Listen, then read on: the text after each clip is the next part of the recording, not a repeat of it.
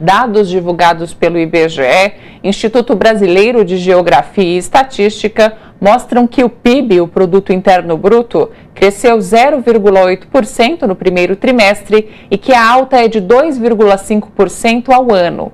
Quem nos explica o significado desses números é o economista Fernando Lima, supervisor do Escritório Regional do DIEESE em São Paulo. Fernando, boa noite. Já aproveito aqui para fazer a primeira pergunta.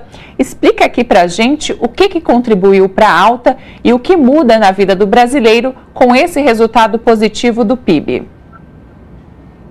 Olá, boa noite. Obrigado pela oportunidade. Olha, nós tivemos um grande fator que contribuiu para o crescimento do PIB. Foi justamente o consumo das famílias.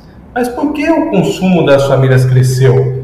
A gente tem observado nos últimos tempos uma diminuição da taxa de desemprego, um aumento do rendimento médio, campanhas salariais com aumentos reais, e isso provocou, além também, é importante destacar, a própria diminuição da taxa de juros básica, Selic, que ainda está em níveis altos, mas que nós observamos uma diminuição. Esses fatores explicam, em grande parte, o resultado positivo do PIB. E o setor foi aquele que mais desfrutou, que ofertou esse crescimento, foi justamente o setor de serviços.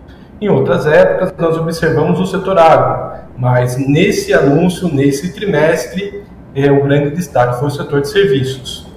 Para a população como um todo, é importante ter clareza que o PIB crescer não significa uma melhoria automática na qualidade de vida das pessoas, mas um cenário oportuno para que as melhorias comecem a surgir, principalmente porque nós temos um cenário propício para boas negociações salariais, que os sindicatos têm um cenário mais oportuno para isso.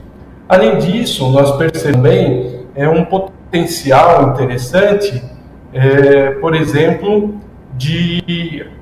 como a arrecadação federal e dos estados aumenta, automaticamente também existe uma tendência de melhoria nos serviços públicos, porque se a arrecadação aumenta, há uma tendência de melhores serviços públicos.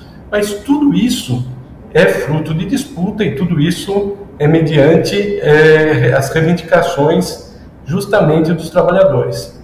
Porque a gente não pode deixar ocorrer um fenômeno de crescimento econômico sem uma diminuição das desigualdades sociais. Perfeito.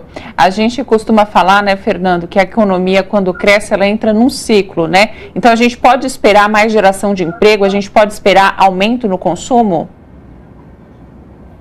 Olha, para falar de aumento de emprego, eu gostaria de falar primeiro do consumo.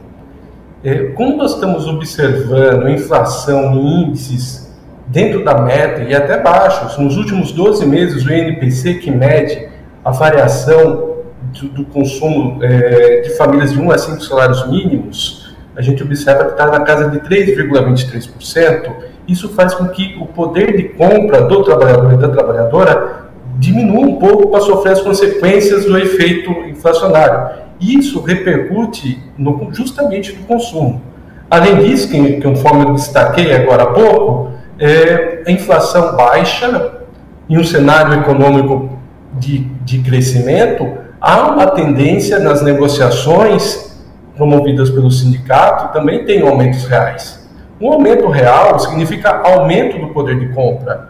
E os nossos indicadores, por exemplo, nós temos um boletim de olho nas negociações, indicam que 86% das negociações em 2024 até o momento registraram aumento real. A gente tem uma última pergunta aqui rapidinho, que o nosso tempo está acabando. Para o resultado do PIB continuar positivo, a gente precisa acelerar essa queda na taxa de juros?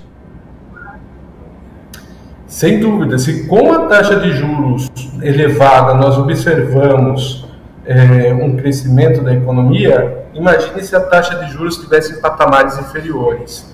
Quando a gente fala de taxa de juros, a gente está falando automaticamente de consumo de bens duráveis, televisão, celular, automóvel, moto, e também investimento dos empresários, principalmente em maquinário. Então isso também gera um ciclo virtuoso na economia e a gente espera que, já que a inflação está controlada, no próximo período a gente observe mais uma diminuição da taxa de juros. Muito bem, aqui no seu jornal é Economia Macro para todo mundo entender. Muito obrigada pela entrevista. Até a próxima. Até, boa noite.